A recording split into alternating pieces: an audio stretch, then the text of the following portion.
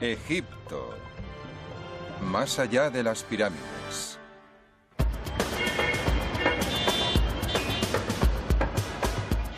El Cairo es una de las mayores ciudades del mundo. Con una población de 16 millones de habitantes que no cesa de crecer, se extiende a ambas orillas del Nilo, no muy lejos de Memphis, la antigua capital. Hace más de 5.000 años, desde los tiempos de los faraones, Egipto ha sido una tierra de profunda fe y espiritualidad. En muchos aspectos, se ha convertido en el punto donde convergen algunas de las religiones más importantes. Aquí, en el Cairo, la mayor metrópolis musulmana del mundo, uno solo debe escuchar para recordar. La monotonía de la vida moderna se interrumpe 5 veces al día con la llamada islámica a la oración.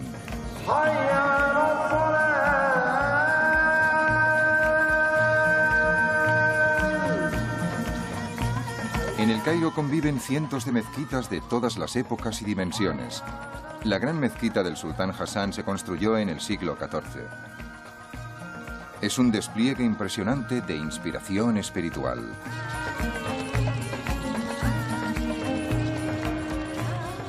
Pero el judaísmo y el cristianismo también se habían hecho fuertes en esta ciudad, por lo que sus templos y su fe siguen presentes. La sinagoga de Ben Ezra se construyó en el siglo IX. La leyenda dice que antes de que el Nilo cambiara de curso, la hija del faraón encontró a Moisés en este lugar.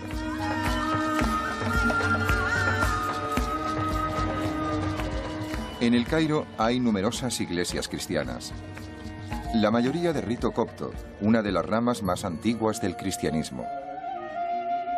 He visitado la iglesia colgante del siglo IV, donde es posible sentir los inquebrantables vínculos espirituales con el pasado de Egipto.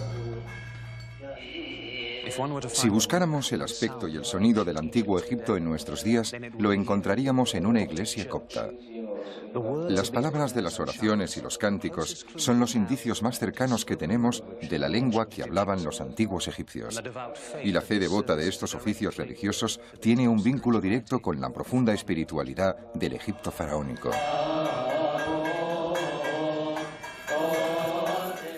Los cánticos, el incienso, los jeroglíficos que aún se utilizaban en la lengua copta se remontan a una religión todavía más antigua, que se inició aquí hace más de 50 siglos. Hoy en día los lugares de culto nos sirven de vínculo tangible con aquella época.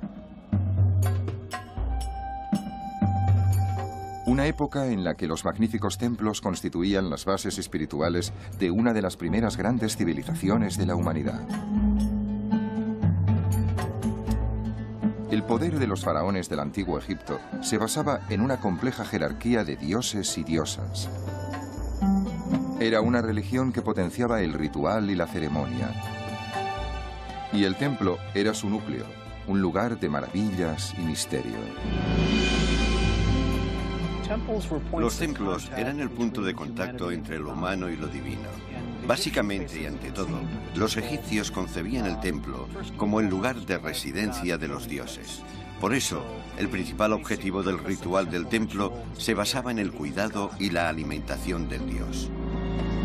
La segunda función del templo era mostrar físicamente el concepto egipcio de la creación.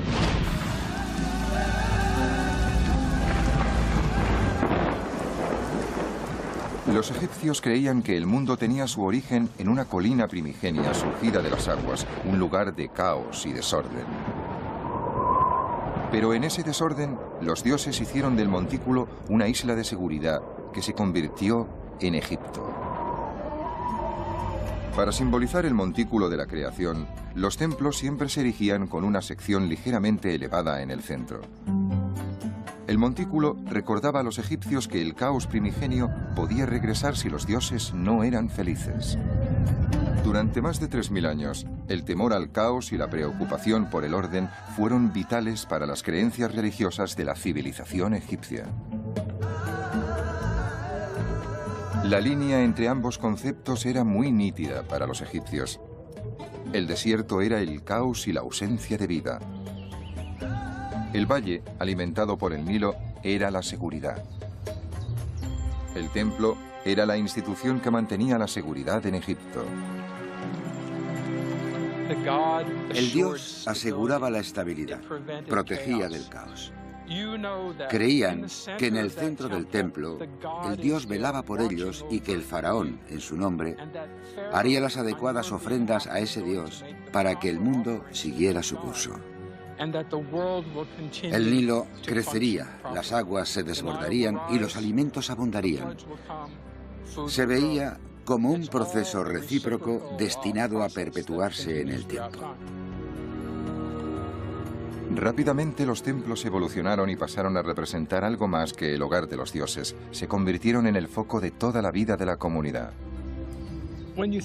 Cuando pensamos en un templo del antiguo Egipto, debemos imaginarnos algo mucho más amplio que un lugar de culto. Era un centro espiritual y económico, algo parecido a un gran monasterio de la Edad Media en Europa. Poseía tierras y rebaños. Los templos eran grandes instituciones económicas en la estructura egipcia. Los primeros templos datan del nacimiento de la civilización egipcia hacia el año 4000 antes de nuestra era. Estos primeros lugares sagrados eran probablemente poco más que paredes hechas de juncos o de pieles de animales. Los templos posteriores se construyeron con ladrillos de adobe. Aunque parezca extraño, algunas de estas estructuras han sobrevivido. El enorme templo de adobe construido por el temprano faraón Hasegem, en Abidos, tiene 5000 años de antigüedad, pero estos muros imponentes son la excepción. La mayoría de los templos más antiguos desaparecieron hace mucho tiempo, erosionados por el incesante viento del desierto.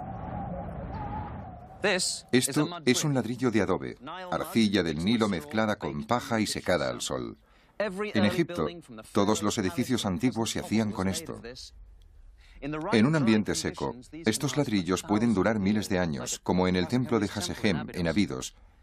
Pero la parte más habitable de Egipto estaba cerca del Nilo y dependía de las crecidas constantes del río. Con el paso de los siglos, este material se disuelve y vuelve a formar parte del río. Los egipcios lo sabían y aceptaban que esto sucediera en las casas de los mortales, ya que la vida es solo temporal. Sin embargo, las tumbas de los difuntos y los templos de los dioses tenían que perdurar. Los egipcios iban a convertirse en los mayores expertos del mundo en un nuevo material de construcción, la piedra. Con ella crearon algunos de los mayores monumentos de la historia de la humanidad.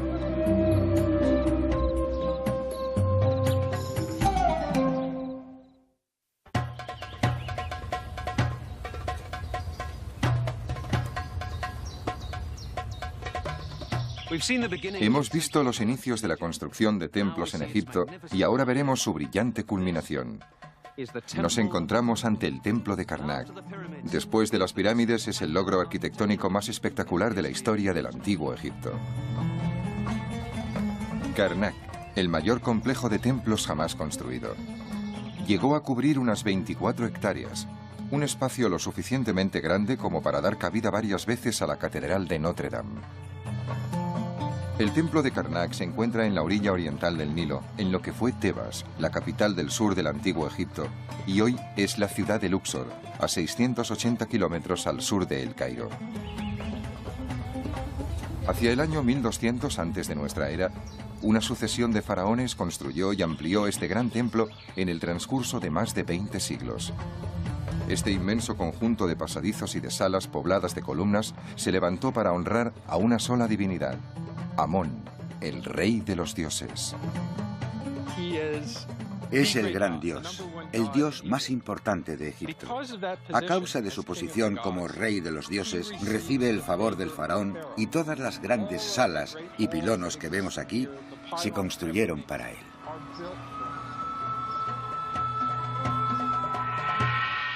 Junto a su esposa Mut, la diosa de la maternidad, Amón gobernaba la capital, Tebas. Amón era, más que cualquier otra deidad, quien legitimaba y renovaba continuamente la autoridad de los faraones.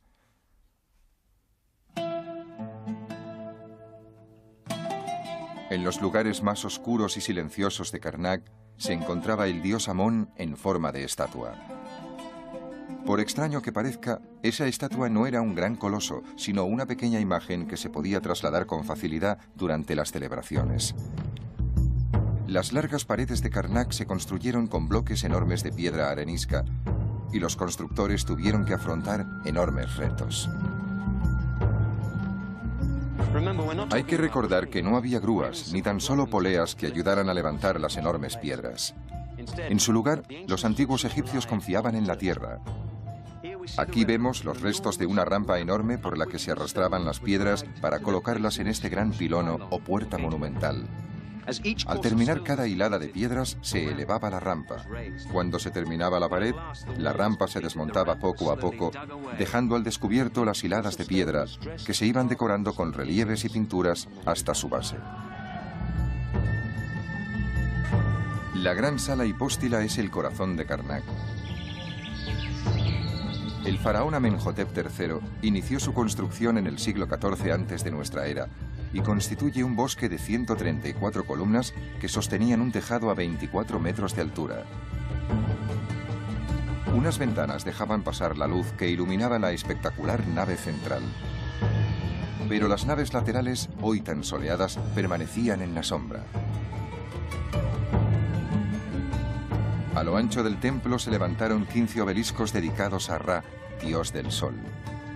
Los egipcios necesitaron poner en práctica toda la técnica de ingeniería que conocían para esculpir los enormes obeliscos, arrastrarlos por las rampas y colocarlos cuidadosamente en su sitio.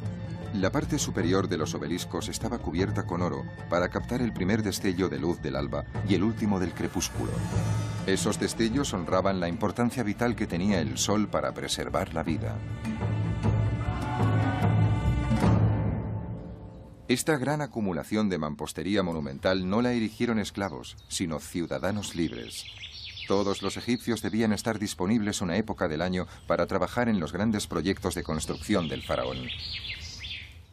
Era el equivalente al servicio militar. La mano de obra empleada en la construcción de estos templos estaba compuesta por gente corriente que prestaba un servicio. Les tocaba trabajar temporalmente en Karnak.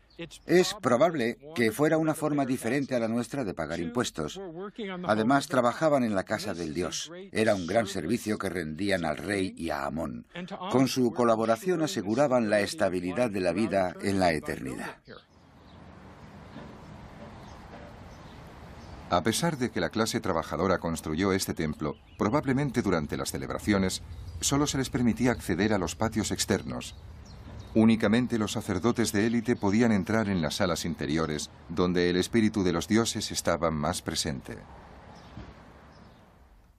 Cada faraón, por su parte, debía proclamar su devoción por Amón, y cuando lo hacía, proclamaba su propia grandeza. Las paredes y columnas del templo servían de vallas publicitarias, donde se podía mostrar al mundo la adoración del rey por el dios. El doctor William Murnane, de la Universidad de Memphis, lleva más de 30 años estudiando las inscripciones del templo de Karnak. Mi interés por este edificio se basa en la curiosidad. Está tan bien conservado que sería estúpido no conocer con exactitud por qué se construyó. Me interesa saber qué nos puede contar sobre la mentalidad religiosa de los antiguos egipcios. La única forma segura de empezar a comprender la importancia de un edificio como este es saber qué esculpieron en sus paredes. Es difícil hacer una fotografía ilustrativa de las inscripciones. A lo largo de los siglos y con el paso de los distintos faraones, se esculpieron nuevos relieves encima de los antiguos. Murnane lo examina todo con cuidado para que cada una de las capas se pueda estudiar minuciosamente. A veces, estas imágenes no son lo que parecen.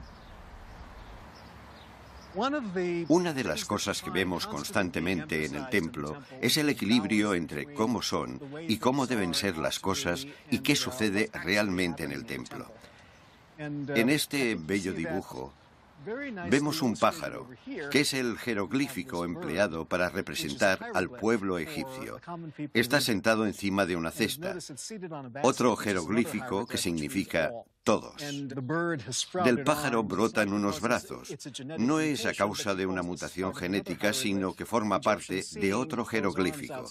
Estas manos extendidas hacen pensar en la palabra adoración, y la estrella de 5 puntas es otro jeroglífico que significa adorar. Podemos leer, toda la gente adora al rey. Este tipo de detalles sugieren que no eran simplemente símbolos de la humanidad adorando al Dios Rey. Eran también mensajes dirigidos a una sociedad básicamente analfabeta. En Egipto, solo el 1 o 2% de la élite sabía leer y escribir. El resto de la gente, cuando veía algo así en una columna, probablemente interpretaba que podía quedarse allí. Un pájaro, que de hecho es una señal de control de la multitud, es solo una de las sorpresas que se pueden encontrar aquí si se sabe buscar. El visitante medio también se sorprendería al saber que toda esta mampostería gris estaba pintada con vivos colores. Los pocos fragmentos de decoración pintada que se han conservado nos dan una visión fascinante del fabuloso pasado de Karnak. Dejar constancia de este material es bastante urgente porque, como se puede ver, la pared se descascarilla. Esos cartuchos que vemos ahí arriba estaban intactos cuando los fotografiamos en 1992 y ahora prácticamente han desaparecido. Cada vez que me canso de un trabajo tedioso, regreso aquí y me digo a mí mismo que corremos una carrera contrarreloj y que es importante documentar todos estos elementos antes de que desaparezcan. Lamentablemente, desde la construcción de la gran presa de Asuán en 1969, las aguas subterráneas han aumentado. Como hace una esponja, la naturaleza porosa de estas piedras absorbe el agua y la sal perjudicial que lleva consigo. Aún así, los egiptólogos siguen intentando desentrañar más secretos escondidos en estas paredes maravillosas.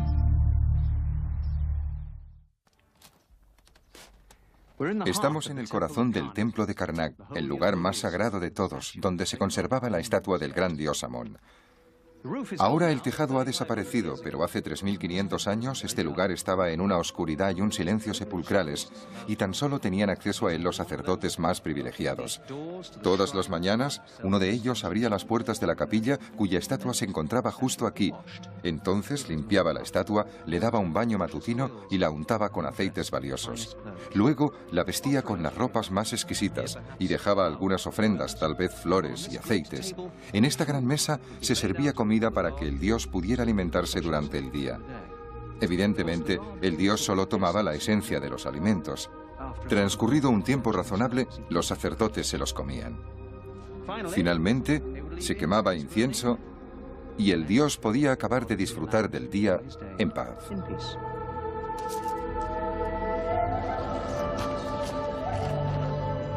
En Karnak, el faraón designaba a los sacerdotes de mayor rango. Otros sacerdotes eran seglares procedentes de familias importantes y ejercían a tiempo parcial. Pero en el templo había muchos trabajos poco relacionados con las funciones religiosas. Los templos no eran solo dominios de la realeza y de los sacerdotes. Se necesitaba a cientos de personas para que estos inmensos centros religiosos funcionaran con normalidad. En el templo trabajaban campesinos, carpinteros, canteros, herreros, alfareros y muchos otros empleados que cubrían las necesidades físicas y espirituales del templo. En la actualidad, Charles Van Sicklen excava el emplazamiento de un antiguo taller que había estado al servicio del templo de Karnak. En un periodo de la historia del templo de Karnak, esto fue una fábrica. Aquí se esculpían las estatuas, se hacían las joyas y se trabajaba el cobre. En esta zona, concretamente, encontramos muchos materiales mezclados que nos informan de lo que se hacía aquí. En algunos lugares hay concentraciones de arena con salpicaduras de un metal que aún no hemos identificado, pero que tiene el aspecto de ser algo conocido con una palabra terrible que no nos gusta utilizar en egiptología. Se trata de la palabra oro. Los arqueólogos detestamos encontrar oro porque siempre es problemático y nunca aporta información. La antigua atracción por el oro ha destruido más de un yacimiento. Para los arqueólogos serios, su presencia solo distrae de la investigación de descubrimientos más importantes. Hay una serie de cuencos, unos encima de los otros, que alcanzan una altura de casi 1,5 metros. En ellos se ponía algún material y se dejaba allí para que sedimentara. El sedimento se filtraba y se repetía este proceso varias veces. Tal vez intentaban extraer oro. Quizás esta sea la mejor teoría de esta semana. Es un problema que aún no he resuelto, pero así es la arqueología. Todas las facetas de la vida cotidiana egipcia estaban relacionadas con la alfarería. En cualquier lugar había jarras, botellas, cuencos, tazones. Se podría pensar que se extraen y conservan todos los trozos de cerámica que se encuentran, pero más de 3000 años de historia dan para muchos fragmentos. En gran parte de esta zona hay dispersos millones de fragmentos de cerámica. Habitualmente me refiero a este tipo de fragmentos con la palabra árabe zabala, que significa basura. Formaban parte de una pieza, por lo que no tienen ninguna característica que nos pueda aportar información. Por eso la tiramos. Con el paso de los siglos, el culto al gran dios Amón desapareció y la civilización egipcia dejó paso a otras culturas. Los romanos cerraron el templo de Karnak en el siglo IV. Cuando ya en el siglo XVIII los europeos tuvieron ocasión de contemplar Karnak, las grandes salas estaban recubiertas de arena y las hogueras habían ennegrecido las bellas paredes pintadas. Solo los campesinos y sus asnos habían visto las inscripciones sagradas en otro tiempo dedicadas a los dioses. A principios del siglo XXI, Karnak vuelve a estar lleno de energía y de pasión, aunque ahora esta pasión sea por los descubrimientos y la restauración. Actualmente en Karnak no vive nadie. Debajo de la arena se ha descubierto esto: cientos de bloques de piedra. Ha sido un trabajo detectivesco lento y preciso. François Larcher y un equipo francés han conseguido lo imposible. A partir de estos bloques sin orden, han logrado reconstruir todo un edificio. Han recreado la capilla roja de la reina Hatshepsut.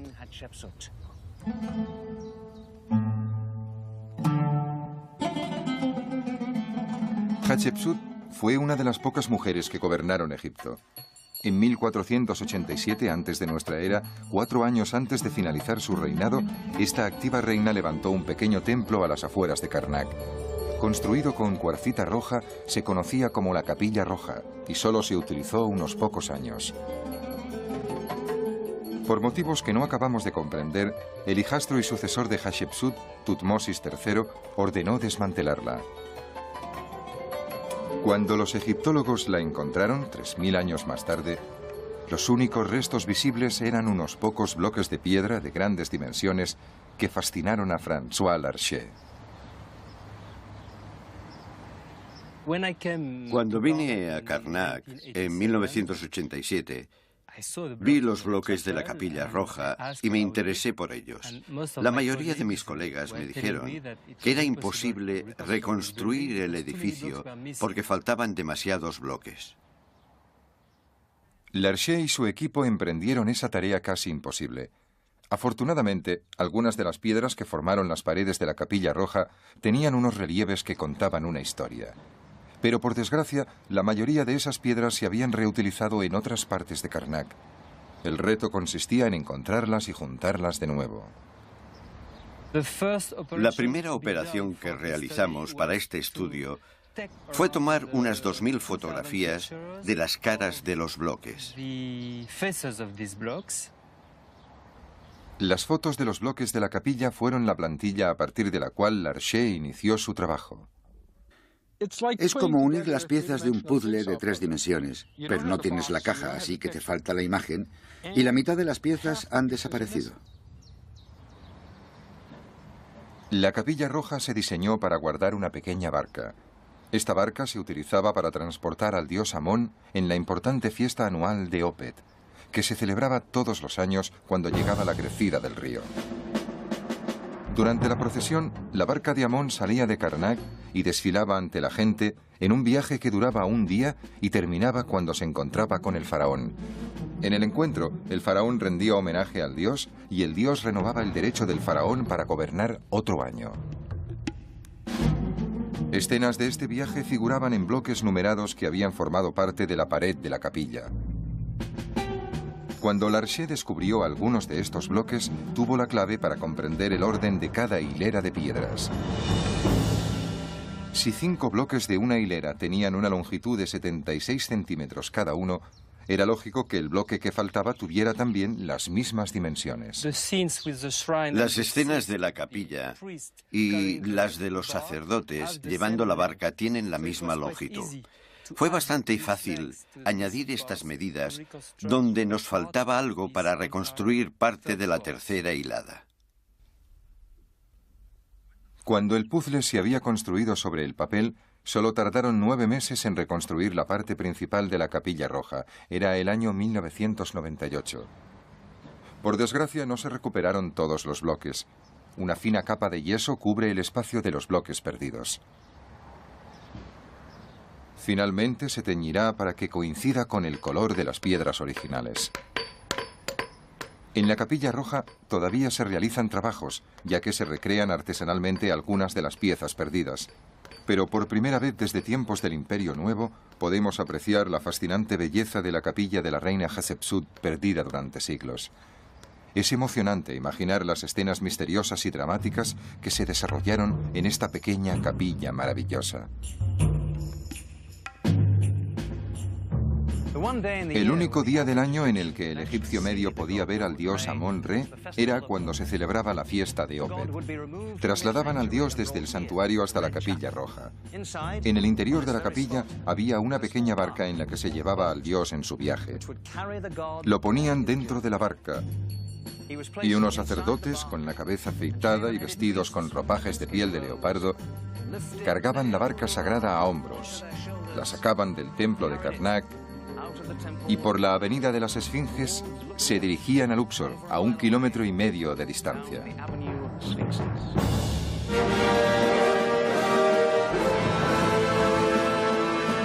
Las trompetas sonaban cuando se acercaba la procesión. Soldados en carros cubiertos de plumas flanqueaban la ruta.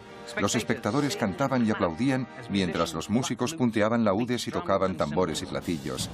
Los bailarines se balanceaban al ritmo de la música, los acróbatas saltaban por el aire y en todas partes la gente gritaba ante la visión del dios que daba la vida.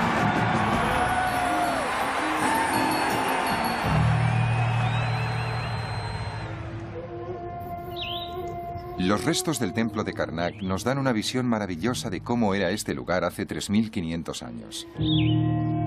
Pero el paso del tiempo, los efectos del viento y de los terremotos e incluso el vandalismo han pasado factura. Podemos también contemplar otros templos para hacernos una idea de la mística del diseño de los templos egipcios y de la delicada belleza de su decoración. Uno de estos templos se construyó cuando Karnak estaba en su apogeo. Lo erigió el faraón Setos I, padre de Rameses el Grande, para honrar a Osiris, el dios del mundo subterráneo. Quería ver este templo tan especial, así que me desplacé unas pocas horas Nilo abajo desde Karnak hasta la antigua ciudad de Abidos.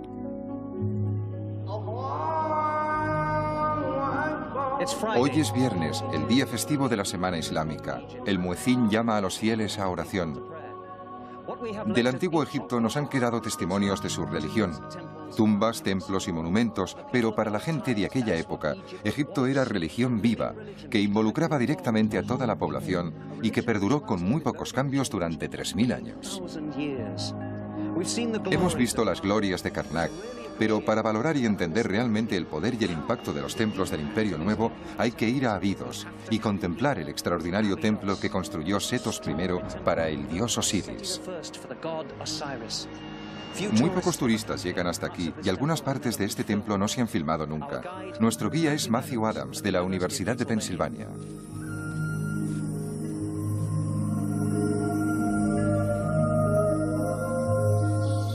Matthew, cuéntanos cosas sobre este lugar. ¿Dónde nos encontramos? Estamos en la primera sala hipóstila del templo de Setos I en Abidos. Venimos del mundo de los vivos, iluminado por el sol del antiguo Egipto, para adentrarnos lentamente en ese mundo más tenuamente iluminado de lo divino. Setos I creó este templo. ¿Cuál fue su objetivo?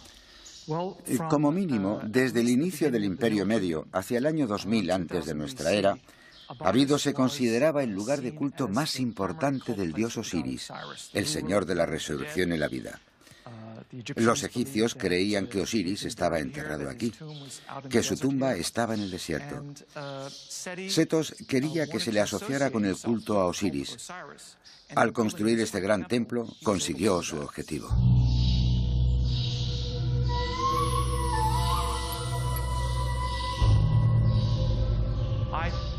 Creo que este es el relieve más delicado que se le realizó en Egipto. Es exquisito. Descríbenoslo. Aquí vemos al faraón Setos sosteniendo un incensario. Podemos apreciar cómo la llama del incensario se desvía hacia allí. Se le ofrece a una imagen del dios Osiris que es atendido por otras deidades. Osiris está entronizado sobre una plataforma elevada dentro de una capilla, indicada por estas líneas delgadas que rodean la imagen. ¿Dónde habría estado esta capilla? El templo tenía varias capillas dedicadas a diferentes deidades.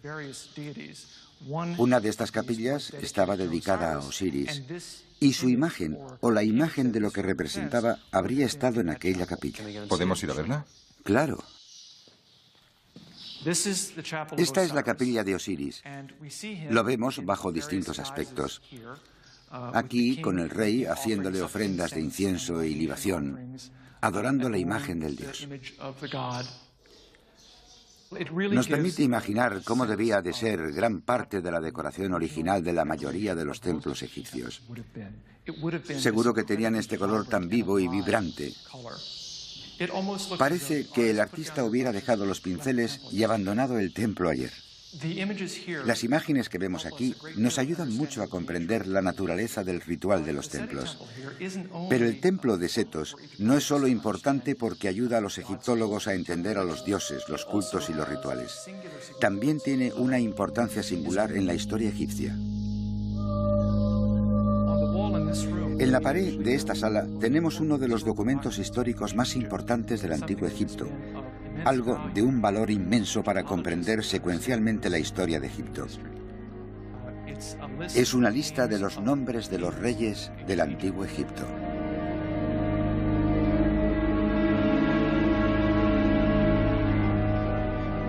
Empieza por el principio, con el rey Menes. Aquí dice Men-E, que fue el fundador legendario del Antiguo Egipto. Y sigue por toda la pared con la mayoría de gobernantes egipcios hasta llegar a Setos, el constructor de este templo. Así que aquí hay un importante período de la historia. Sin lugar a dudas. Comprende casi 2000 años de la historia de Egipto. Pero es solo una lista. ¿Es esta su importancia o nos aporta algo más? Nos muestra que los egipcios ya eran conscientes de la antigüedad de su historia. La egiptología lo habría tenido mucho más difícil a la hora de trazar las líneas generales de la historia del Antiguo Egipto sin este documento y otros parecidos a él.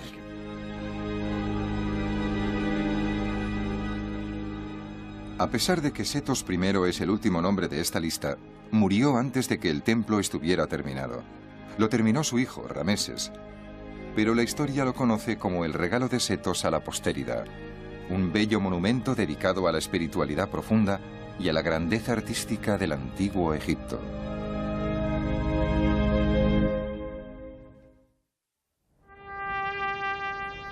En el año 1570 antes de nuestra era, 10 siglos después de la construcción de las grandes pirámides, se había iniciado un nuevo período en la historia de Egipto, conocido como Imperio Nuevo.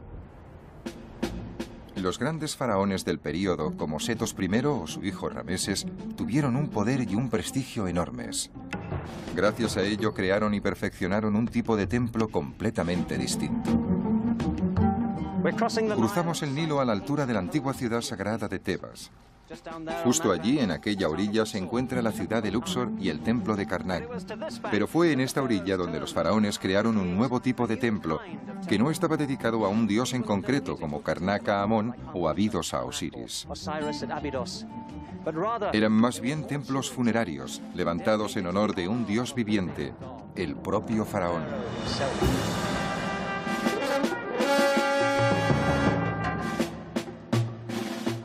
Los faraones siempre necesitaron un lugar donde recibir ofrendas y plegarias después de la muerte. Un lugar donde se pudiera adorar su memoria diariamente. No era suficiente preservar el cuerpo. También debía mantenerse la memoria gloriosa del rey muerto si éste quería ocupar su lugar en la eternidad. Las pirámides ya incorporaban espacios para esta actividad, pero cuando los ladrones de tumbas obligaron a los faraones a construir tumbas más pequeñas y seguras en el Valle de los Reyes, apareció la necesidad de crear una estructura arquitectónica especial para rememorar al faraón difunto. El resultado fue el templo funerario. Uno de los más elegantes lo construyó Rameses II en la orilla occidental del río, delante de Karnak, y se conoce como Rameseo. Fue un monumento digno del faraón que ha pasado a la historia como Rameses el Grande. Su entorno, en la ribera del Nilo situada frente a Tebas, era un enorme complejo funerario que ocupaba decenas de kilómetros cuadrados. Los grandes templos funerarios que los faraones erigieron aquí estaban muy próximos unos de otros. Cerca del Rameseo se encuentra Medinet Habu, el bello templo que hizo construir Rameses III. Y no muy lejos hay otro gran testimonio de poder y egocentrismo. Vamos a visitar el más espectacular de todos los templos funerarios. Un templo que se construyó para honrar a uno de los más importantes faraones de Egipto. Un faraón que no fue un rey, sino una reina.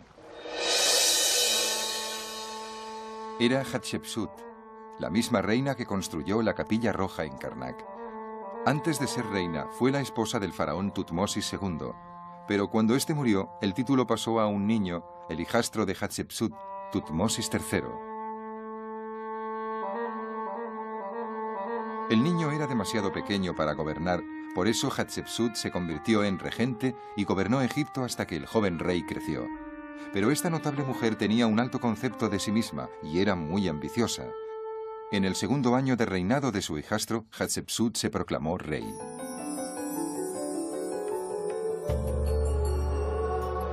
A partir de entonces, decretó que se la representara como a un hombre, incluso con la falsa barba tradicional del faraón.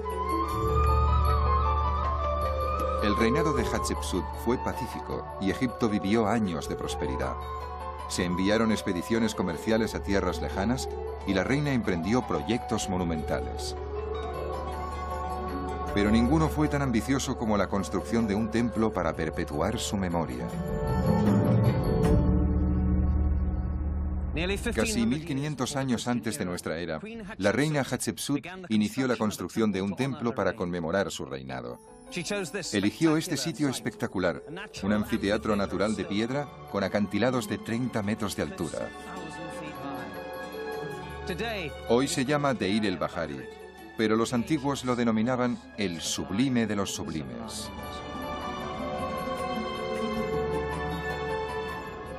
El arquitecto de Hatshepsut se llamaba Asenmut.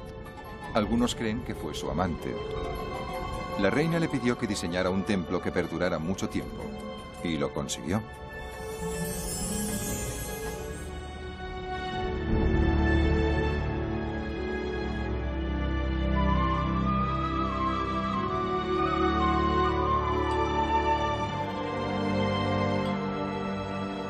Ningún otro constructor del antiguo Egipto tuvo tanto sentido teatral como Asenmut.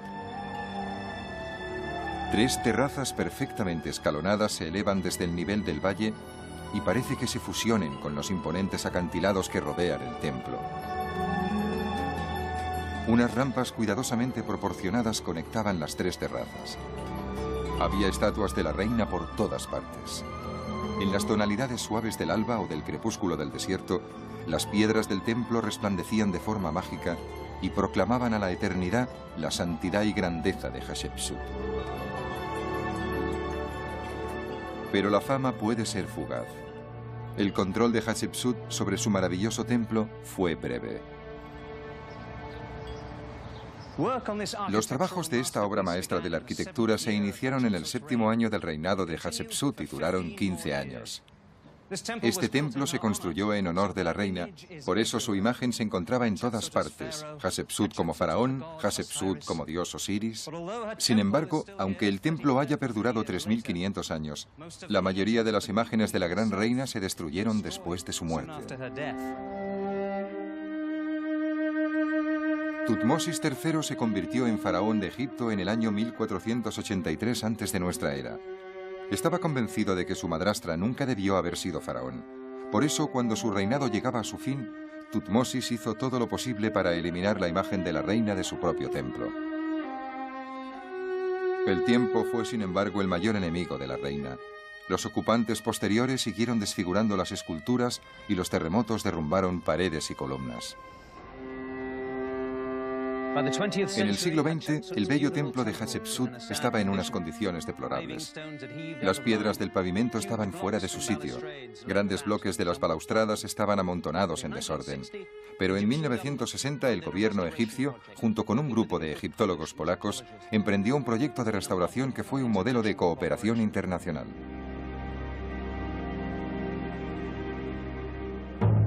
Las partes más críticas del templo, en concreto la tercera terraza, estaban revueltas como los bloques de un rompecabezas para niños. La primera tarea consistió en analizar estos bloques uno a uno y volverlos a poner en su lugar. Hemos tenido acceso a secciones del templo que han estado cerradas más de 30 años. Ha sido una oportunidad insólita de ver de cerca los trabajos de restauración. Para recrear las partes perdidas se utilizan viejos métodos. La piedra se talla en las canteras originales y se trae hasta Deir el-Bahari. Miles de años separan los escultores locales egipcios de los artesanos que trabajaron aquí antiguamente. Pero su dedicación y atención al detalle son idénticas. Todas estas piedras están talladas a mano y se colocan manualmente hasta que encajan a la perfección. Luego, después de esta, tendrán que ir avanzando paso a paso por esta gran rampa hasta la tercera terraza. Y por primera vez desde la antigüedad, estará completa.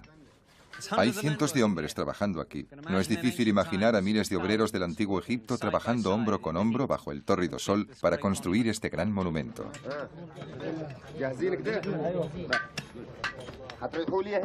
Las limitaciones del presupuesto no permiten disponer de maquinaria moderna y los trabajadores tienen que cargar grandes pesos a sus espaldas.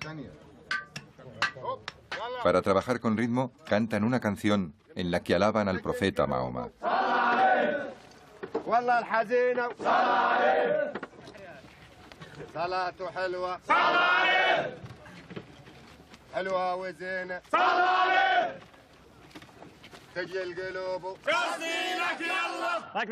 Como hicieron sus antepasados siglos atrás, arrastran estas grandes piedras por la rampa utilizando solo las manos. Desde luego, ellos disponen de ruedas. Los antiguos egipcios tal vez utilizaban trineos, pero aún así era un trabajo pesado.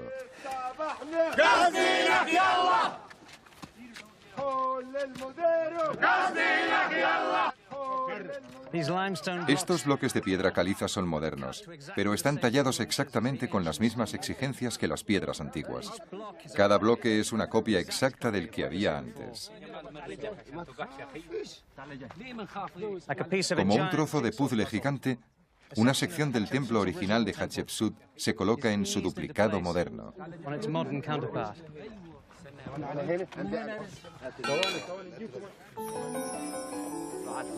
Pieza a pieza, Deir el-Bahari se está recomponiendo.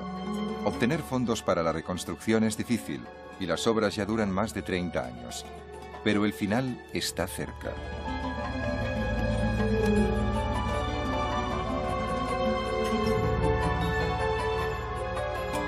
Pronto, la gran reina de Egipto podrá contemplar de nuevo su templo maravilloso.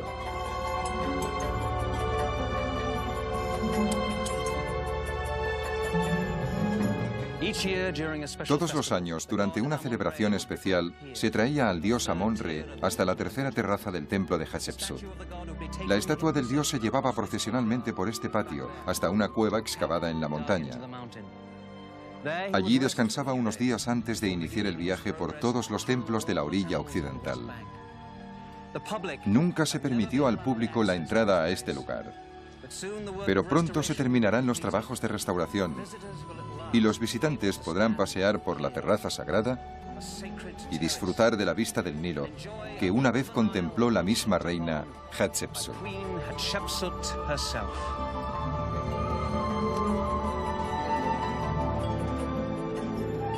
Como todas las estructuras antiguas de Egipto, los grandes templos afrontan las amenazas del paso del tiempo y de la acción de los elementos. Las pinturas siguen apagándose, las inscripciones se erosionan, el incremento de las aguas subterráneas amenaza los cimientos y pone en peligro importantes esculturas. Pero gracias al trabajo y dedicación de mucha gente, estas grandes mansiones de los espíritus siguen en pie y proclaman a la historia la relación única que los egipcios mantuvieron con sus dioses.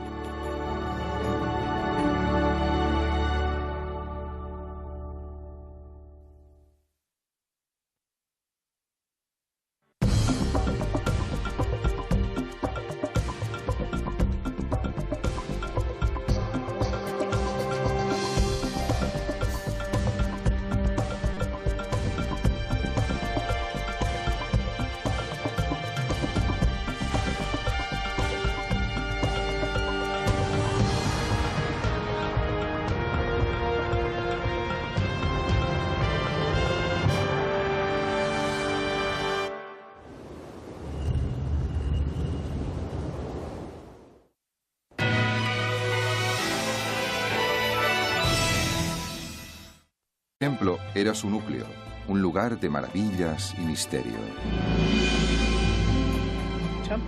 Los templos eran el punto de contacto entre lo humano y lo divino. Básicamente y ante todo, los egipcios concebían el templo como el lugar de residencia de los dioses.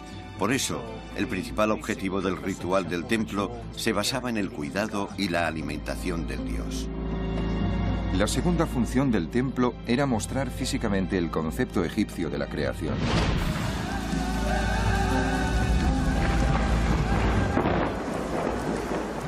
Los egipcios creían que el mundo tenía su origen en una colina primigenia surgida de las aguas, un lugar de caos y desorden. Pero en ese desorden, los dioses hicieron del montículo una isla de seguridad que se convirtió en Egipto. Para simbolizar el montículo de la creación, los templos siempre se erigían con una sección ligeramente elevada en el centro. El montículo recordaba a los egipcios que el caos primigenio podía regresar si los dioses no eran felices. Durante más de 3000 años, el temor al caos y la preocupación por el orden fueron vitales para las creencias religiosas de la civilización egipcia. La línea entre ambos conceptos era muy nítida para los egipcios. El desierto era el caos y la ausencia de vida. El valle, alimentado por el Nilo, era la seguridad. El templo era la institución que mantenía la seguridad en Egipto. Nilo cambiara de curso, la hija del faraón encontró a Moisés en este lugar.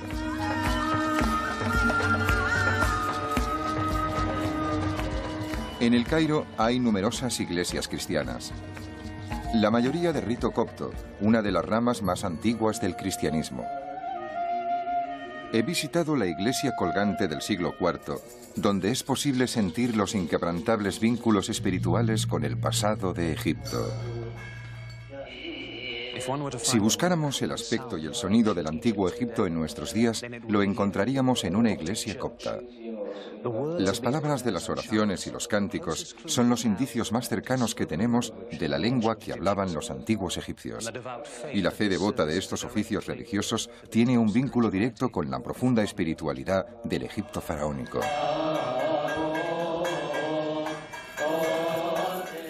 Los cánticos, el incienso, los jeroglíficos que aún se utilizaban en la lengua copta se remontan a una religión todavía más antigua, que se inició aquí hace más de 50 siglos. Hoy en día los lugares de culto nos sirven de vínculo tangible con aquella época. Una época en la que los magníficos templos constituían las bases espirituales de una de las primeras grandes civilizaciones de la humanidad. El poder de los faraones del antiguo Egipto se basaba en una compleja jerarquía de dioses y diosas. Era una religión que potenciaba el ritual y la ceremonia. Y el 1000 años de antigüedad. Pero estos muros imponentes son la excepción. La mayoría de los templos más antiguos desaparecieron hace mucho tiempo, erosionados por el incesante viento del desierto. Esto es un ladrillo de adobe, arcilla del Nilo mezclada con paja y secada al sol. En Egipto, todos los edificios antiguos se hacían con esto. En un ambiente seco, estos ladrillos pueden durar miles de años, como en el templo de Hasegem, en Abidos. Pero la parte más habitable de Egipto estaba cerca del Nilo y dependía de las crecidas constantes del río. Con el paso de los siglos, este material se disuelve y vuelve a formar parte del río. Los egipcios lo sabían y aceptaban que esto sucediera en las casas de los mortales, ya que la vida es solo temporal. Sin embargo, las tumbas de los difuntos y los templos de los dioses tenían que perdurar. Los egipcios iban a convertirse en los mayores expertos del mundo en un nuevo material de construcción, la piedra. Con ella crearon algunos de los mayores monumentos de la historia de la humanidad.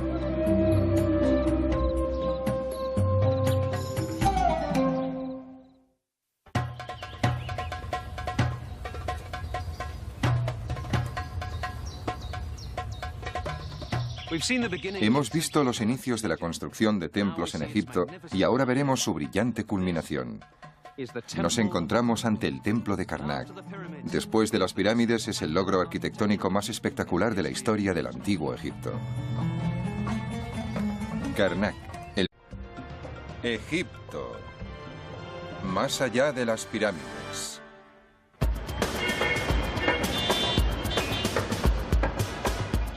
El Cairo es una de las mayores ciudades del mundo.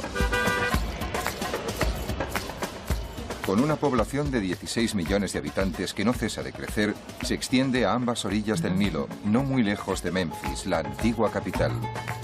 Hace más de 5000 años, desde los tiempos de los faraones, Egipto ha sido una tierra de profunda fe y espiritualidad.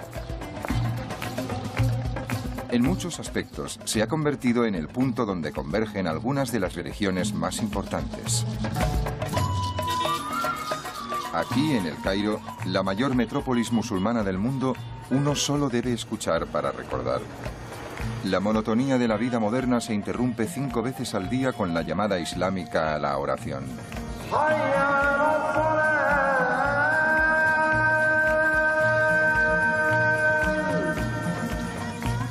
En el Cairo conviven cientos de mezquitas de todas las épocas y dimensiones. La gran mezquita del sultán Hassan se construyó en el siglo XIV. Es un despliegue impresionante de inspiración espiritual.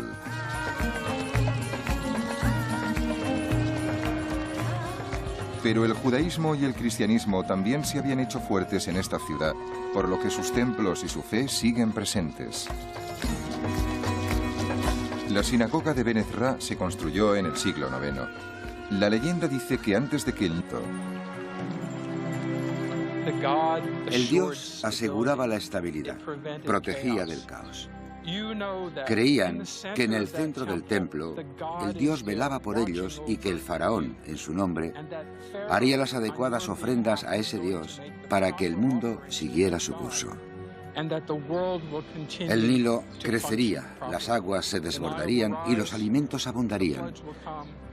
Se veía como un proceso recíproco destinado a perpetuarse en el tiempo. Rápidamente los templos evolucionaron y pasaron a representar algo más que el hogar de los dioses. Se convirtieron en el foco de toda la vida de la comunidad. Cuando pensamos en un templo del antiguo Egipto, debemos imaginarnos algo mucho más amplio que un lugar de culto. Era un centro espiritual y económico, algo parecido a un gran monasterio de la Edad Media en Europa. Poseía tierras y rebaños. Los templos eran grandes instituciones económicas en la estructura egipcia. Los primeros templos datan del nacimiento de la civilización egipcia hacia el año 4000 antes de nuestra era. Estos primeros lugares sagrados eran probablemente poco más que paredes hechas de juncos o de pieles de animales. Los templos posteriores se construyeron con ladrillos de adobe. Aunque parezca extraño, algunas de estas estructuras han sobrevivido. El enorme templo de adobe construido por el temprano faraón Jasejem, en Abidos, tiene 5... Egipto. Más allá de las pirámides.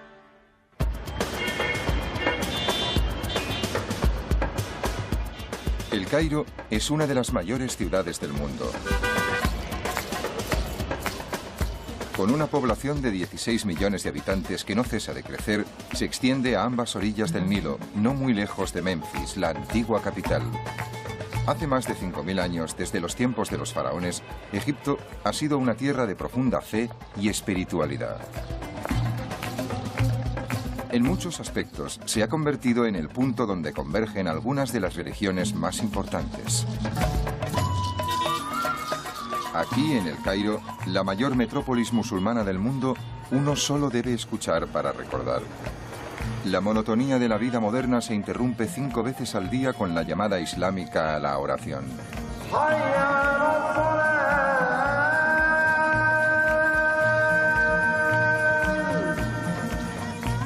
En el Cairo conviven cientos de mezquitas de todas las épocas y dimensiones.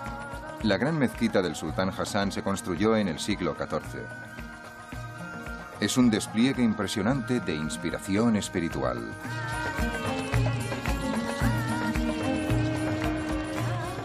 Pero el judaísmo y el cristianismo también se habían hecho fuertes en esta ciudad, por lo que sus templos y su fe siguen presentes.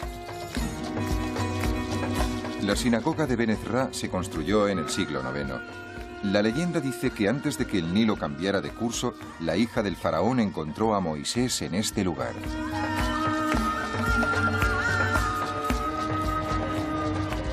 En el Cairo hay numerosas iglesias cristianas. La mayoría de rito copto, una de las ramas más antiguas del cristianismo. He visitado la iglesia colgante del siglo IV, donde es posible sentir los inquebrantables vínculos espirituales con el pasado de Egipto. Si buscáramos el aspecto y el sonido del antiguo Egipto en nuestros días, lo encontraríamos en una iglesia copta. Las palabras de las oraciones y los cánticos son los indicios más cercanos que tenemos de la lengua que hablaban los antiguos egipcios. Y la fe devota de estos oficios religiosos tiene un vínculo directo con la profunda espiritualidad del Egipto faraónico.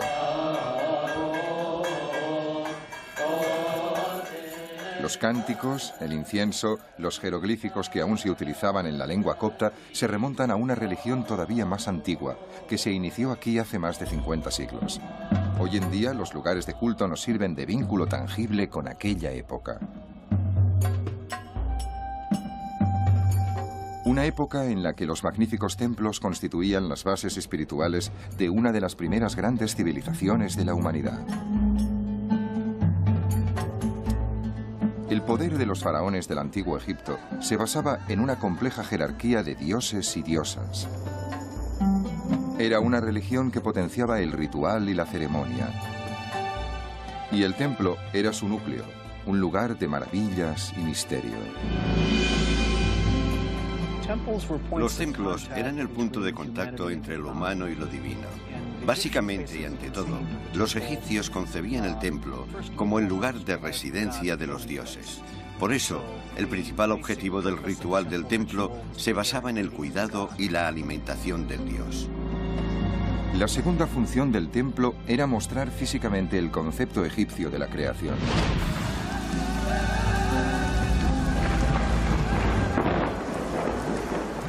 Los egipcios creían que el mundo tenía su origen en una colina primigenia surgida de las aguas, un lugar de caos y desorden. Pero en ese desorden, los dioses hicieron del montículo una isla de seguridad que se convirtió en Egipto. Para simbolizar el montículo de la creación, los templos siempre se erigían con una sección ligeramente elevada en el centro. Hacia el año 1200 antes de nuestra era, una sucesión de faraones construyó y amplió este gran templo en el transcurso de más de 20 siglos. Este inmenso conjunto de pasadizos y de salas pobladas de columnas se levantó para honrar a una sola divinidad, Amón, el rey de los dioses. Es el gran dios, el dios más importante de Egipto. A causa de su posición como rey de los dioses, recibe el favor del faraón y todas las grandes salas y pilonos que vemos aquí se construyeron para él.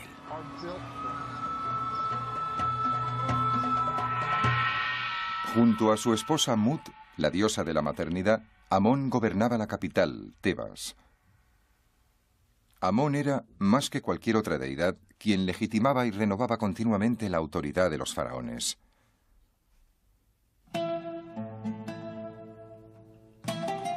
En los lugares más oscuros y silenciosos de Karnak se encontraba el dios Amón en forma de estatua. Por extraño que parezca, esa estatua no era un gran coloso, sino una pequeña imagen que se podía trasladar con facilidad durante las celebraciones. Las largas paredes de Karnak se construyeron con bloques enormes de piedra arenisca y los constructores tuvieron que afrontar enormes retos. Hay que recordar que no había grúas ni tan solo poleas que ayudaran a levantar las enormes piedras. En su lugar, los antiguos egipcios confiaban en la tierra. Aquí vemos los restos de una rampa enorme por la que se arrastraban las piedras para colocarlas en este gran pilono o puerta monumental. Al terminar cada hilada de piedras, se elevaba la rampa. Cuando se terminaba la pared, la rampa se desmontaba poco a poco, dejando al descubierto las hiladas de piedra, que se iban decorando con relieves y pinturas hasta su base. La gran sala hipóstila es el corazón de Karnak. El faraón Amenhotep III inició su construcción en el siglo XIV antes de nuestra era y constituye un bosque de 134 columnas que sostenían un tejado a 24 metros de altura. Unas ventanas dejaban pasar la luz que iluminaba la espectacular nave central. Pero las naves laterales, hoy tan soleadas, permanecían en la sombra. A lo ancho del templo se levantaron 15 obeliscos dedicados a Ra, dios del sol. Los egipcios necesitaron poner en práctica toda la técnica de ingeniería que conocían para esculpir los enormes obeliscos, arrastrarlos por las rampas y colocarlos cuidadosamente en su sitio. La parte superior de los obeliscos estaba cubierta con oro para captar el primer destello de luz del alba y el último del crepúsculo. Esos destellos honraban la importancia vital que tenía el sol para preservar la vida. Esta gran acumulación de mampostería monumental no la erigieron esclavos, sino ciudadanos libres. Todos los egipcios debían estar disponibles una época del año para trabajar en los grandes proyectos de construcción del faraón. Era el equivalente al servicio militar. La mano de obra empleada en la construcción de estos templos estaba compuesta por gente corriente que prestaba un servicio. Les tocaba trabajar temporalmente en Karnak. Es probable que fuera una forma diferente a la nuestra de pagar impuestos. Además, trabajaban en la casa del dios. Era un gran servicio que rendían al rey y a Amón. Con su colaboración aseguraban la estabilidad de la vida en la eternidad. A pesar de que la clase trabajadora construyó este templo, probablemente durante las celebraciones, solo se les permitía acceder a los patios externos. Únicamente los sacerdotes de élite podían entrar en las salas interiores, donde el espíritu de los dioses estaba más presente. Cada faraón, por su parte, debía proclamar su devoción por Amón, y cuando lo hacía, proclamaba su propia grandeza. Las paredes y columnas del templo servían de vallas publicitarias, donde se podía mostrar al mundo la adoración del rey por el dios. El doctor William Murnane, de la Universidad de Memphis, lleva más de 30 años estudiando las inscripciones del templo de Karnak. Mi interés por este edificio se basa en la curiosidad.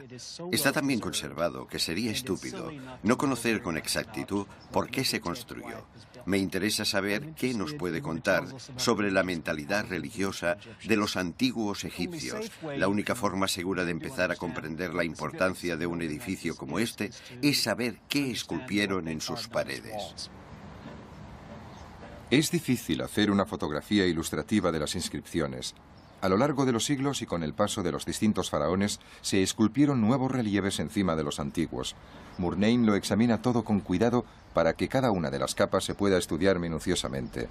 A veces, estas imágenes no son lo que parecen. Una de las cosas que vemos constantemente en el templo es el equilibrio entre cómo son y cómo deben ser las cosas y qué sucede realmente en el templo. En este bello dibujo vemos un pájaro, que es el jeroglífico empleado para representar al pueblo egipcio. Está sentado encima de una cesta. Otro jeroglífico que significa todos. Del pájaro brotan unos brazos. No es a causa de una mutación genética, sino que forma parte de otro jeroglífico. Estas manos extendidas hacen pensar en la palabra adoración, y la estrella de 5 puntas es otro jeroglífico que significa adorar. Podemos leer, toda la gente adora al rey. Este tipo de detalles sugieren que no eran simplemente símbolos de la humanidad adorando al Dios Rey. Eran también mensajes dirigidos a una sociedad básicamente analfabeta. En Egipto, solo el 1 o 2% de la élite sabía leer y escribir. El resto de la gente, cuando veía algo así en una columna, probablemente interpretaba que podía quedarse allí. Un pájaro, que de hecho es una señal de control de la multitud, es solo una de las sorpresas que se pueden encontrar aquí si se sabe buscar. El visitante medio también se sorprendería al saber que toda esta mampostería gris estaba pintada con vivos colores. Los pocos fragmentos de decoración pintada que se han conservado nos dan una visión fascinante del fabuloso pasado de Karnak. Dejar constancia de este material es bastante urgente porque, como se puede ver, la pared se descascarilla. Esos cartuchos que vemos ahí arriba estaban intactos cuando los fotografiamos en 1992 y ahora prácticamente han desaparecido. Cada vez que me canso de un trabajo tedioso, regreso aquí y me digo a mí mismo que corremos una carrera contra reloj y que es importante documentar todos estos elementos antes de que desaparezcan. Lamentablemente, desde la construcción de la gran presa de Asuán en 1969, las aguas subterráneas han aumentado. Como hace una esponja, la naturaleza porosa de estas piedras absorbe el agua y la sal perjudicial que lleva consigo. Aún así, los egiptólogos siguen intentando desentrañar más secretos escondidos en estas paredes maravillosas.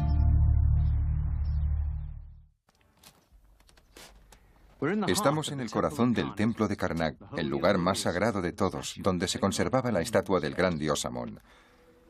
Ahora el tejado ha desaparecido, pero hace 3.500 años este lugar estaba en una oscuridad y un silencio sepulcrales, y tan solo tenían acceso a él los sacerdotes más privilegiados. Todas las mañanas, uno de ellos abría las puertas de la capilla, cuya estatua se encontraba justo aquí. Entonces limpiaba la estatua, le daba un baño matutino y la untaba con aceites valiosos.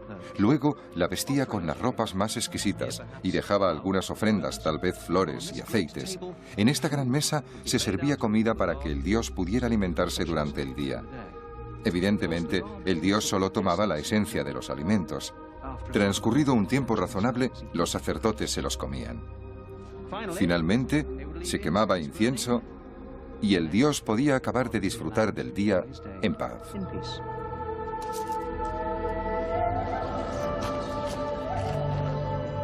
En Karnak, el faraón designaba a los sacerdotes de mayor rango. Otros sacerdotes eran seglares procedentes de familias importantes y ejercían a tiempo parcial. Pero en el templo había muchos trabajos poco relacionados con las funciones religiosas. Los templos no eran solo dominios de la realeza y de los sacerdotes. Se necesitaba a cientos de personas para que estos inmensos centros religiosos funcionaran con normalidad. En el templo trabajaban campesinos, carpinteros, canteros, herreros, alfareros y muchos otros empleados que cubrían las necesidades físicas y espirituales del templo. En la actualidad, Charles Van Sicklen excava el emplazamiento de un antiguo taller que había estado al servicio del templo de Karnak. En un periodo de la historia del templo de Karnak, Esto fue una fábrica. Aquí se esculpían las estatuas, se hacían las joyas y se trabajaba el cobre. En esta zona, concretamente, encontramos muchos materiales mezclados que nos informan de lo que se hacía aquí.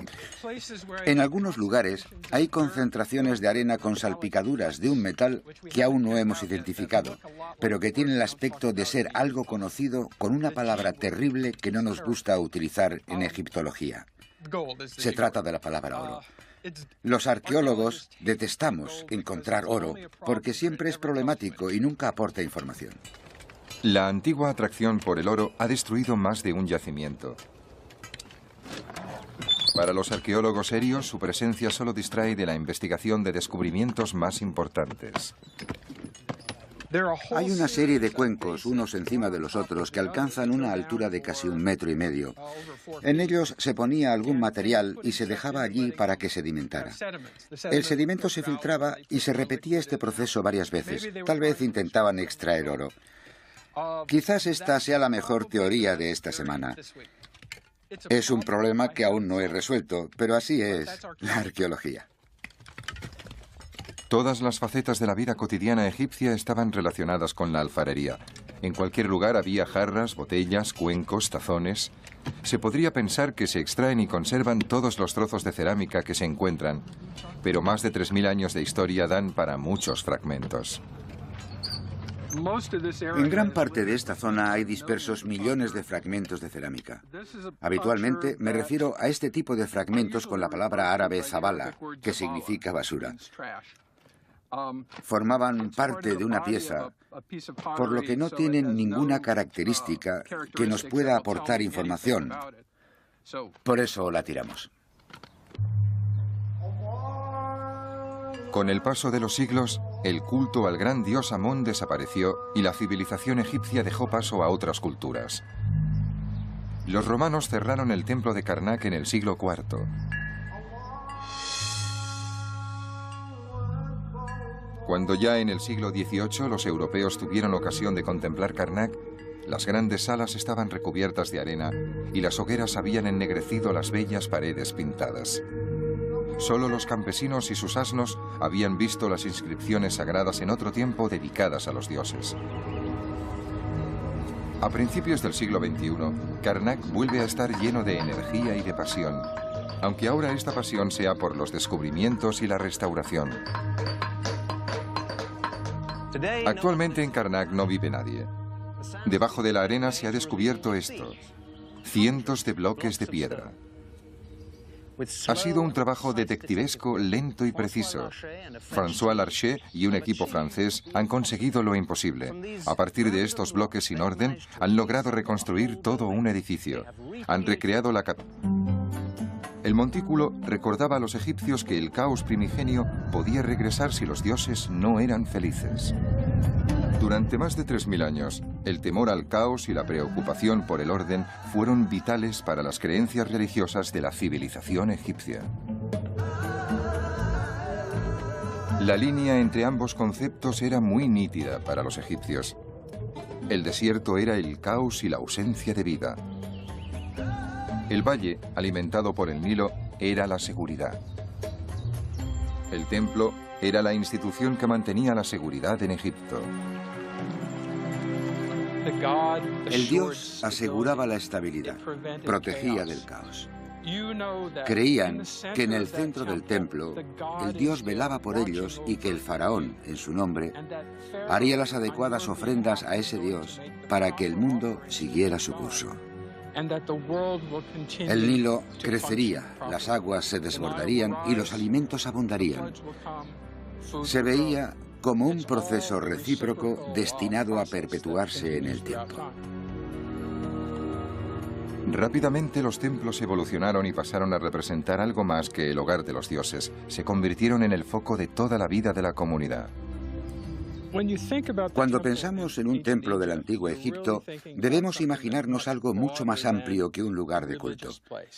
Era un centro espiritual y económico, algo parecido a un gran monasterio de la Edad Media en Europa. Poseía tierras y rebaños. Los templos eran grandes instituciones económicas en la estructura egipcia. Los primeros templos datan del nacimiento de la civilización egipcia hacia el año 4000 antes de nuestra era. Estos primeros lugares sagrados eran probablemente poco más que paredes hechas de juncos o de pieles de animales. Los templos posteriores se construyeron con ladrillos de adobe. Aunque parezca extraño, algunas de estas estructuras han sobrevivido. El enorme templo de adobe construido por el temprano faraón Hasegem, en Abidos, tiene 5000 años de antigüedad, pero estos muros imponentes son la excepción. La mayoría de los templos más antiguos desaparecieron hace mucho tiempo, erosionados por el incesante viento del desierto. Esto es un ladrillo de adobe, arcilla del Nilo mezclada con paja y secada al sol. En Egipto, todos los edificios antiguos se hacían con esto. En un ambiente seco, estos ladrillos pueden durar miles de años, como en el templo de Hasegem, en Abidos. Pero la parte más habitable de Egipto estaba cerca del Nilo y dependía de las crecidas constantes del río. Con el paso de los siglos, este material se disuelve y vuelve a formar parte del río. Los egipcios lo sabían y aceptaban que esto sucediera en las casas de los mortales, ya que la vida es solo temporal. Sin embargo, las tumbas de los difuntos y los templos de los dioses tenían que perdurar. Los egipcios iban a convertirse en los mayores expertos del mundo en un nuevo material de construcción, la piedra. Con ella crearon algunos de los mayores monumentos de la historia de la humanidad.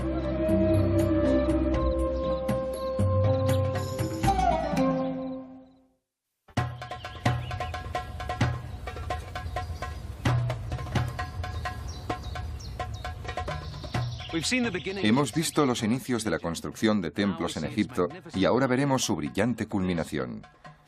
Nos encontramos ante el templo de Karnak. Después de las pirámides, es el logro arquitectónico más espectacular de la historia del antiguo Egipto. Karnak, el mayor complejo de templos jamás construido.